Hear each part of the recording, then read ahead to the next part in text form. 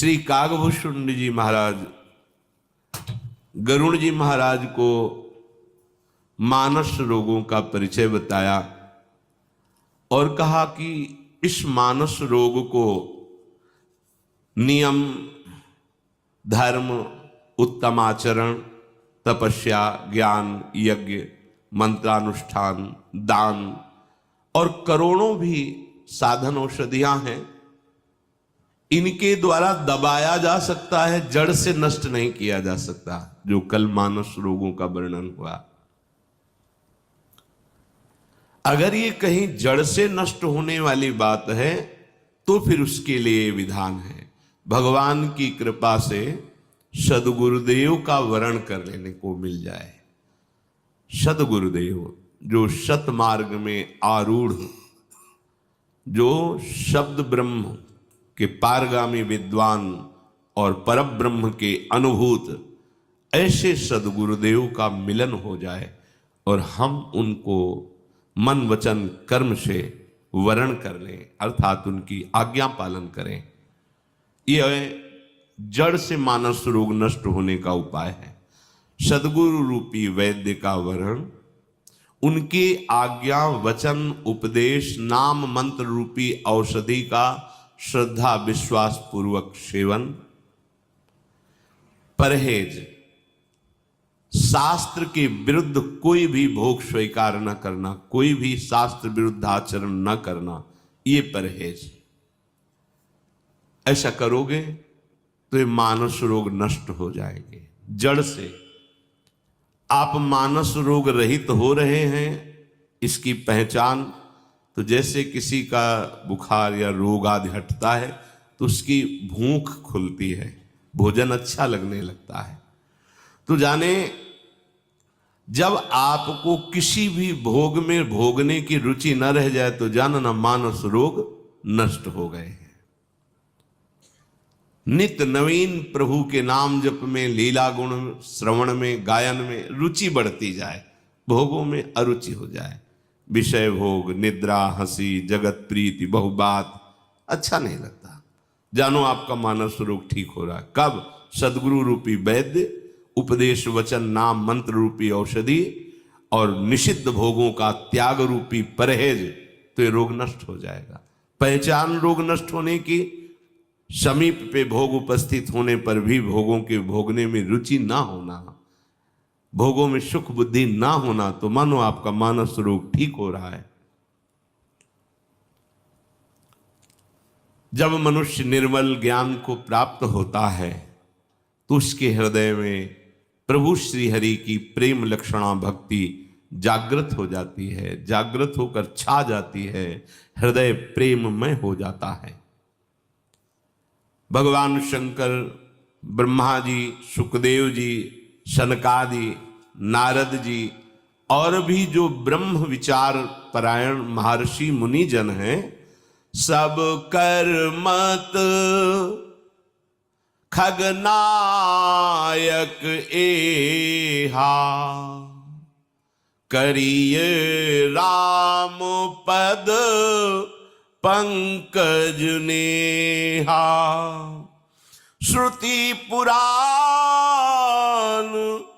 सब ग्रंथ कहाही, रघुपति भगति बिना सुख नाही। हे पक्षीराज गरुण जी, इन बड़े बड़े महापुरुषों का मत है कि भगवान के चरण कमलों में प्रेम हो जाना ही समस्त साधना शास्त्रों का फल है। श्रुति पुराण सभी ग्रंथ कहते हैं, यदि हृदय में भक्ति का प्रादुर्भाव नहीं हुआ, प्रेम का प्रादुर्भाव नहीं हुआ, तो सो सब धर्म कर्म जल जाओ, किसी काम के तुम्हारे धर्म कर्म नहीं रहे। कभी तुम जो निज सुख है उसका अनुभव नहीं कर पाओगे। और निज सुख बिन मन होई कि थेरा, मन तुम्हारा भटकाता हुआ न जाने कितनी योनियों में लोक लोकांतर में तुम्हें दुख देगा। बिना प्रभु के चरण कमल में प्रेम हुए सुख का कहीं लवलेश मात्र आपको लोक लोकांतर में कहीं भी भटक लो नहीं मिलेगा। ये सब संतों का, ग्रंथों का एक मत है। वैसे कछुए की पीठ में बाल नहीं उगते हैं, पर कागभूषण जी कह रहे हैं ऐसा हो जाए। बांझ के पुत्र नहीं होता है तभी उसे शब्द संबोधन किया जाता है। बोले बांझ के पुत्र ने किसी को मार डाला, ऐसा भी हो सकता है। बांझ तो तभी कहा जाता है जब जिसके पुत्र नहीं।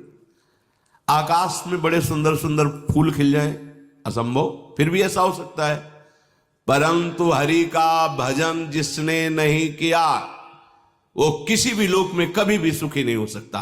अर्थात ये असंभव संभव हो जाए, पर बिना भजन किए तुम्हें सुख नहीं मिल सकता। अब सुख चाहते हैं भजन, प्रभु इनसे विमुख होकर के बहुत बहुत निकृष्ट बुद्धि हो जाती है। मान लीजिए कोई भी हो, कहीं भी हो, बिना नाम जप के मन बुद्धि पर कौन शासन करे। इतने नीच हरकत करते हैं। जब कभी जैसे कोई ऐसी चर्चा करता है तो हृदय जल जाता है कि क्या स्थिति हो रही। बुद्धि मन को शासन में लेने के लिए भजन अनिवार्य है, नहीं नष्ट कर देगा, ऐसे पापाचरण करा देगा, भटकते रहोगे, कहीं शांति नहीं मिलेगी। कैसे, समझ ठीक नहीं। क्या होगा नाम जप से? देखो तो जप के देखो। नाम जप नहीं कह रहे इसीलिए तुम्हारी दुर्दशा हो रही। धिक्कार है ऐसे जीवन को।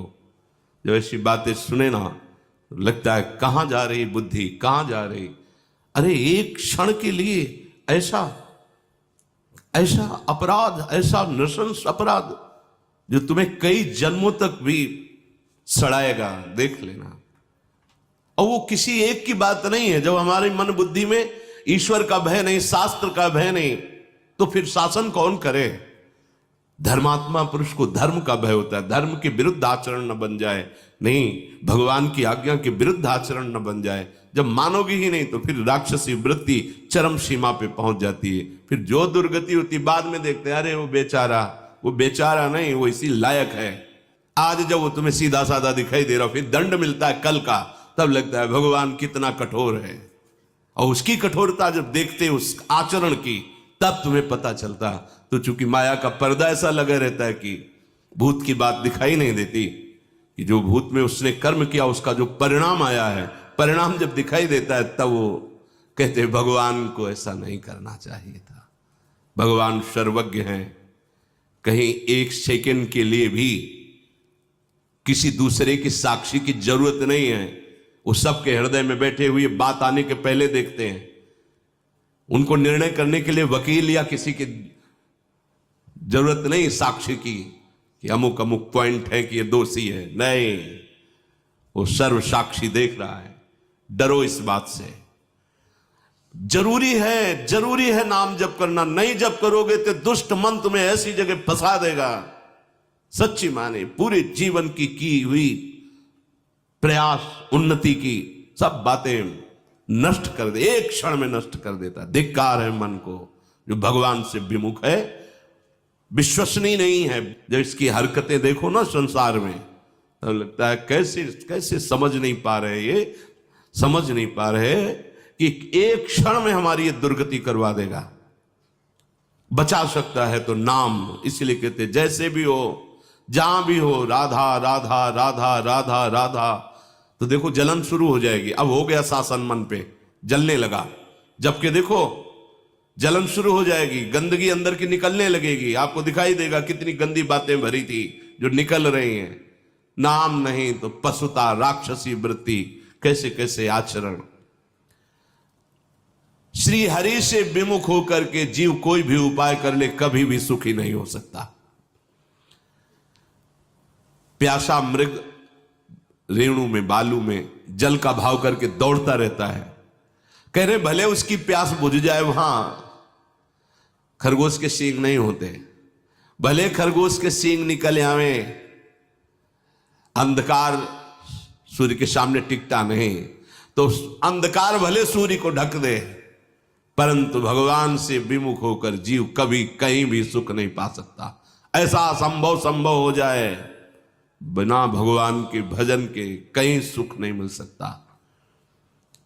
बर्फ से आग पैदा हो जाए, अनहोनी बातें चाहे हो जाएं, पर भगवान से विमुख कभी कोई सुख नहीं पा सकता। बारी मथे घृत होए बरु, सिकता ते बरु तेल, बिनु हरि भजन न भवतरी, यह सिद्धांत अपेल। मस कहीं करही बिरंचि प्रभु, अजहि मसकते हीन, अस विचारि तज संशय, राम ही भजहि प्रवीण। जल के मंथन से भले घी उत्पन्न हो जाए, बालू के पेरने से भले तेल निकल आवे, असंभव, पर ऐसा हो सकता है।